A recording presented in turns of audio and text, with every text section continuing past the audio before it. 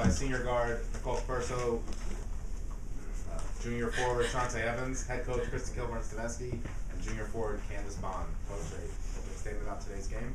Just obviously proud of my team here in a tough fight and battle against Towson, and a very good Towson team. I was just saying to my staff, probably one of the best Towson teams I've seen since I've been in the Colonial. That is from player for player in depth. So it was a battle like we knew it was going to be.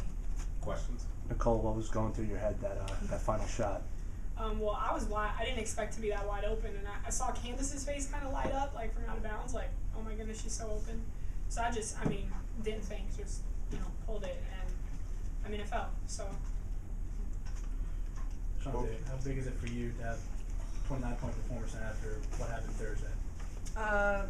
Very important, I guess, for my confidence, I guess. Definitely didn't play good last game, but coming this game, I had that in the back of my mind that I'm going to have to let my team down this game, and came out and gave them all. Shante, did your first half, you were 4 of 9, it wasn't, you missed maybe 2 or 3 at least that you usually make.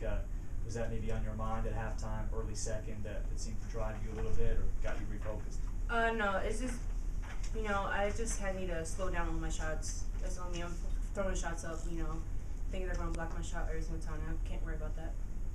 Coach, take us through that last possession where Carissa hit the 3, where you guys basically had 3 separate possessions, 1 timeout left, and decided not to use it.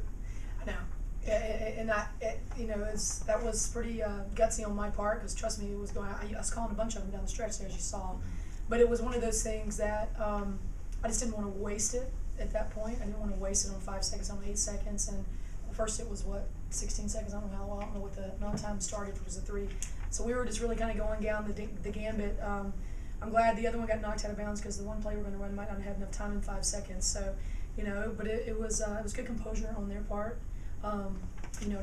This was really good composure, because when it was about 16 seconds, I was just saying, if you didn't have the good look, just get right into the offense and attack, and use that time. So it was pretty good. And every time Nicole shoots, I always think it's gonna go in. I don't try to get too caught up in the stat line with Nicole. It's been a long 4 years, with her, and I know what she can do, and I think the belief in the team is sometimes what separates us. From other people. And so, it was great that we got this win, and it was a tough one for sure. It was a big shot by her. Candace, 14 points on 7 of 10 shooting. There was a stretch in the first half where you had 6 straight points just to keep the team in the game. Just talk about the progression of your offensive game as the year has gone on. Well, definitely this year in the beginning of the season, and even preseason, Coach told me that she wanted me to be more of an offensive threat. Like, we all had goals, and one of my goals was to develop my game more offensively, and I guess now it's paying off. Is this the best birthday gift that you could have gotten for that? Definitely. Coach, your team now 7-1 in games which Candace has double digits. Is it great to see her in? Can you say that again one more time? So she can hear that. 7-1 in double-digit games for you. So is it good to see her on the offensive end really produce and give that another dimension to your game? Yeah, it is, and I'm sure it's tough when people are scouting us, because we have a lot of capabilities. On the offensive end, and then obviously we had a real strong defensive group down the stretch there in that game as well. So, we know what Candace can bring on the other end of the floor, and we know what she can do on the offense. Is just continue with the confidence and shooting, her shot, and uncontested, really not forcing it. And she took it to the hole a lot in the first half too. It was, it was her game. She just didn't settle for jumpers tonight, which I like. I like it when she has a good mix of her game. Shante, you had 20 rebounds, 13 offensive rebounds, and there were times where there were 2 or 3 people boxing you out. Talk about how you were just able to basically dominate on the glass. Ever since I started basketball, rebounding's been my favorite thing. Basically I use my strength and my speed to get the chase down the ball. I find the times where they lag off of my body, I just push them way through and jump up over them. Simple. Coach, Simple. 7 bench points tonight. Wow. 3 big points coming from Amnon Yuku. Just talk about that play she made. Well, and Bonnie needed a little bit of a rest at times there, and then we put her in with Bonnie, at times for rebounding. We needed to rebound, against them. But wow, that was big. And Nick was even saying it. Nicole was saying it, that she was the spark. We knew it. We felt it. She had 5 rebounds in the first half, and just in a small amount of minutes. And I knew this was going to be a big game for her, and it's good matchups. You know, interesting because Marie Malone was getting ready to come in the game, and she looked at me and she said, "Coach, they just went small with 5 cards." I mean, that's somebody not coming in the game and knowing, you know, that's pretty awesome. That's pretty unselfish for a player to do that. But it is about matchups, and y'all know it is about possessions, and you can't lose 1 or 2 possessions quick because you didn't make a good decision like subbing in, and they really went to it. It was a struggle a little bit for Kate, which I thought she ended up doing a good job guarding number 12 Fields. You know, she's a strong kid. I knew from film, and she had 13 points tonight. And then of course the Fuchs kid. I mean, we were all probably asked them that question. Everybody was so geared up on Parnell because she has been the heartbeat of this team. I mean, hitting some game winners for them. I mean, she's the heartbeat of this team, but that's a mark of their good team getting better and better. And you know, Fuchs has 20 tonight. You know, so we won though, so that's a good thing. Didn't really know how to finish that up. Coach, about the tempo of the game, first half, it seemed like you were just not happy with. It was kind of slowed down, maybe not to a crawl, but it was really slow. Well, did you have to change that up? And these teams are going to try to do that to you again. Well, and I think you guys saw it when I was about ready to lose it there for a minute. We went from a crawl, from what they were doing. I mean, I've never seen somebody take the ball out so slow. I mean, that's just what they do. They like that pace. From inadvertent whistles to like stoppage in the game, because just like, you know, bizarro world, fouls, just kind of really messes up the tempo of the game. That's not our tempo. But then all of a sudden we went to this crazy tempo where we were going 90 miles per hour and then taking some bad shots, not coming to jump shot. And I looked at Candace, and this is what she did a great job with the team. I looked at her, I was like, we got to have a halfway point here. I don't need to call every single one play looking for one hitters, but we can't be like this. We're throwing the ball away. We're throwing the game away. You know, and if we didn't get stops and rebounds at that 63-60 margin, we're going to be enough offensive possessions to win the ball game. So I mean, they're beginning to understand, and it's still a work in process. I don't think we'll ever, get to that pinnacle, and that's where they have to learn how, to coach them up, how to let them run, let them learn. Good coaching is letting them learn how they need to make this offense work. When they get it by the belt and they know how to control the tempo. And we've had many games like that. So this is as though they needed a little bit of reeling in. They needed some reeling in tonight, but they responded. So but yeah, I didn't like that tempo in the first half at all.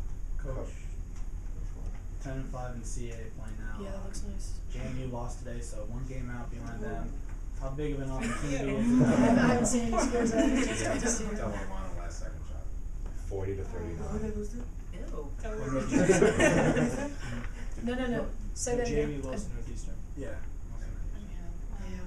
So now to drive this momentum, how big is that? Oh, that's huge.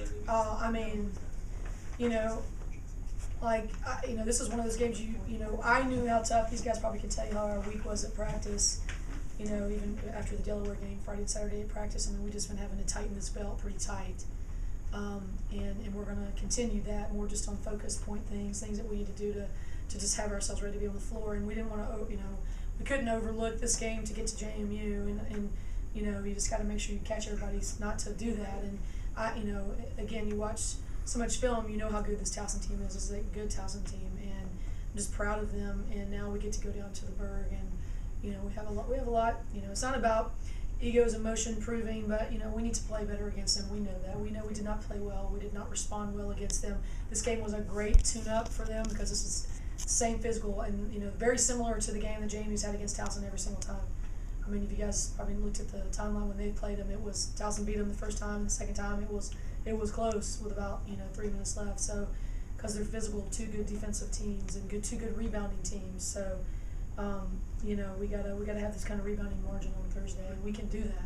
This just proved it against this team right here that rebounds, I think, +3, against everybody else. So it's good. Coach, a lot of big offensive plays down the stretch, but defensively, you guys did not let up a field goal in the last 6 minutes and 38 seconds. Talk about the defense down the That's stretch. nice. Yeah, that was good. I didn't know exactly. I knew it'd been a bit. It was great. We did defensive schemes that we've always have them in our pocket, always done it in the past, and we just really relied on it heavy tonight because we knew that it was just some matchup issues. It was tough with number 2 in rebounding with her and Fields. It was tough. They posed matchup issues. They're going to cause some problems in the tournament against people because they can put everybody so versatile. 33 for them was like a 2-3 guard when she was a freshman. I remember that kid when she came off the bench and scored a bunch of points on. Or she's a transfer. That's right. That's a transfer kid from St. John's, but still she can play 3, 4, and 5. So, you know, it's it was good. It was Andriana and Thomas and Ayo both, you know, came in and called and did what we needed to do to win this game, and then got rebounds down the stretch. So it was great. What did today's game mean to you, besides the win, obviously what you were playing for, wearing pink for a reason?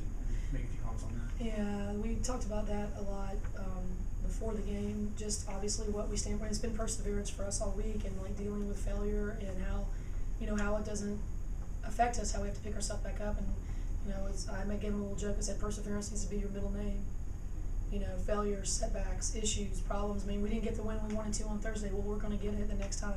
But we got a few more roadblocks in the way till we get to that point.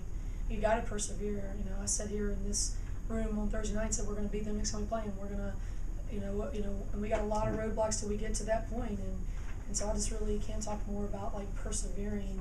We're persevering on the basketball court, and you know, we're dealing with a lot of personal strife that people are dealing with, and you know, we're just on the court able to have fun. And you know, and then you know, we talked about, like I did it in the article with Claire Drosh. I mean, their spirit, you know, Coach Hal's spirit and the way Claire's spirit is in her fight, very, very similar. You know, just like, you know, the kind of people I like to be around, where, you know, you're not going to listen to the naysayers out there. I don't want to listen to those people. They are not in my life. So this is what we spend a lot of time talking about. I don't like people like that, because we're going to defy the odds. Ask Kim Barnes-Rico right now if they're defying the odds. You know, I mean, everybody, you know, you have to believe. If not, you might as well just back it up and call yourself quit. You know, so that's about it. So we just got to keep persevering. It's not any easier, but we didn't expect it. So that sounds too corny, but that's about the way it rolls. So. Thank you.